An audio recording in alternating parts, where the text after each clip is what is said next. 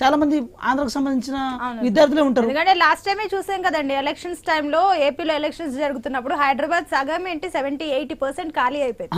అంటే ఏంటంటే ఆ డిపెండెన్స్ ఇంకా పోలేదండి. దాన్ని ఇప్పుడు మీరు ఎన్ని రాజకీయాలు చేసినా కూడా కేటీఆర్ గారు ఒప్పుకుంటారు, కేసీఆర్ గారు ఒప్పుకుంటారు, అందరూ ఒప్పుకుంటారు. ఇంకో విషయం ఏంటంటే జిహెచ్ఎంసీ ఎలక్షన్స్ వచ్చినప్పుడు చాలా క్లియర్ కట్గా చెప్పారు, మీరు మీ కాళ్ళకి ముళ్ళు గుచ్చుకుంటే నా పంటితో తీస్తున్నారు. మేమైతే ఆ మాట చెప్పలే, మీరే చెప్పారు ఆ మాట. అంటే పాలిటిక్స్ వచ్చినప్పుడు, ఎన్నికలు వచ్చినప్పుడు మీకు ఒక విధంగా స్టేట్మెంట్, మళ్ళీ అట్ట ఎందుకు పోయారు సార్? నేను ఏమంటున్నా, సరే రెండే వచ్చినాయి సార్, రెండే వచ్చినాయి. మేమేమంటున్నాం, ఇప్పుడు మేము 20 వచ్చినాయి అంటే ఏమైనా అద్భుతం జరుగుతుందా?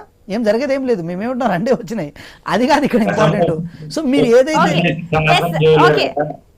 ఓకే అండి, కృష్ణారెడ్డి గారు మీరు చెప్పండి. ఇప్పుడు చూస్తే తెలంగాణ రాష్ట్రం అటు ఏపీ రాష్ట్రాలు రెండు కూడా ఇప్పుడు వెంకట్ గారు చెప్పినట్టు ఒకదానితో బట్టి ఒకటి రెండు కూడా ఆధారపడి ఉన్నాయి.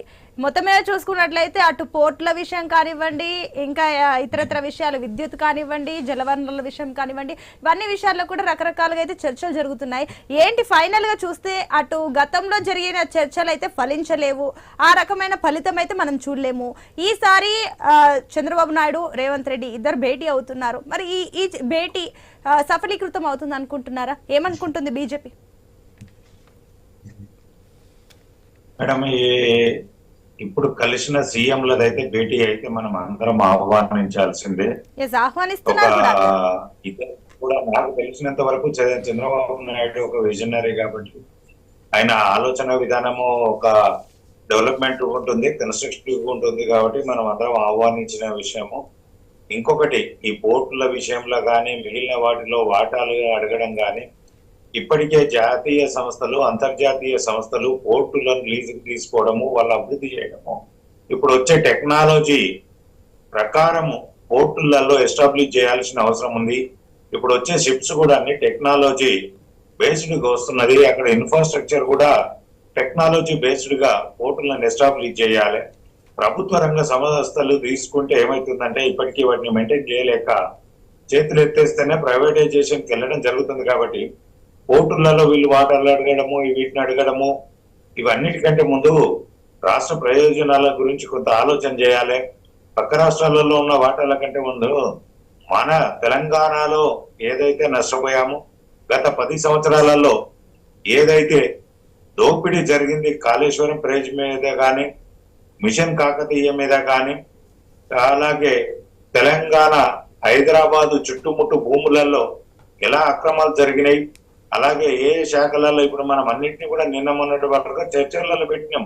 ఆ యొక్క అన్నిటి శాఖల మీద దర్యాప్తు చేసి ఎవరైతే అవినీతి చేశారో వాళ్ళ నుంచి రికవరీ చేయాలి. కానీ మళ్ళీ కూడా కాంగ్రెస్ ప్రభుత్వం ఎంతసేపు మళ్ళీ అక్కడ ఇక్కడ అని చెప్పేసి తెలంగాణలో ఉన్నటువంటి సమస్యను కేసీఆర్ ను తప్పించేసి, కేసీఆర్ ను కుటుంబాన్ని తప్పించేసి సమస్యను పక్కదారి పట్టించే విధంగా కాంగ్రెస్ ముందుకెళ్ళొద్దు.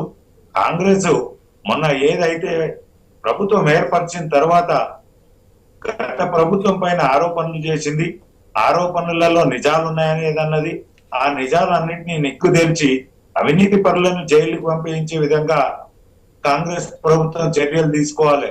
లేని ఎడల వీళ్ళు కూడా ఏదో అవగాహనతోటి లేదో పుట్టింటి ఆరోపణలతోటి ప్రభుత్వాన్ని నెట్టుగట్టే విధంగా పాలన చేస్తే కనుక రాబోయే రోజుల్లో కాంగ్రెస్ పార్టీకి కూడా తగిన గుణపాఠం చెప్తారు తెలంగాణ ప్రజానీకం అని తెలియజేస్తున్నాం. రైట్ అండి. ఎస్, సో ఫైనల్ గా కిషోర్ గారు మీరు చెప్పండి. అటు చూసుకున్నట్లయితే కూడా మొత్తం మీద ఇద్దరు సీఎంలు అయితే భేటీ అయ్యారు. గతం కన్నా భిన్నంగా ఈసారి పరిణామాలు ఉంటాయని మాత్రం వెయిట్ చేస్తున్నారు. ఏమంటారు ఫైనల్ కామెంట్స్? ఖచ్చితంగా ఇరు రాష్ట్రాల ప్రభుత్వ ఎవరైతే ప్రతినిధులు ఉన్నారో వీరందరూ కూడా ఏకమయ్యారు కాబట్టి ఖచ్చితంగా దీన్ని ఒక కొలికి తీసుకురావాలి. ఏదైతే ఉందో రాజకీయ పార్టీలని బీఆర్ఎస్ అను వైఎస్ఆర్సీపీ ఆల్రెడీ ఇంటికి పంపించారు. సో వాళ్ళ మాటలు మనం పట్టించుకోవాల్సిన అవసరమే లేదు. సో ఎందుకంటే ఈ రోజున మనం ఎంత మంచి చేసినా ఏదో విధంగా దుమ్మెత్తుపోయడానికి ఖచ్చితంగా ఉంటారు.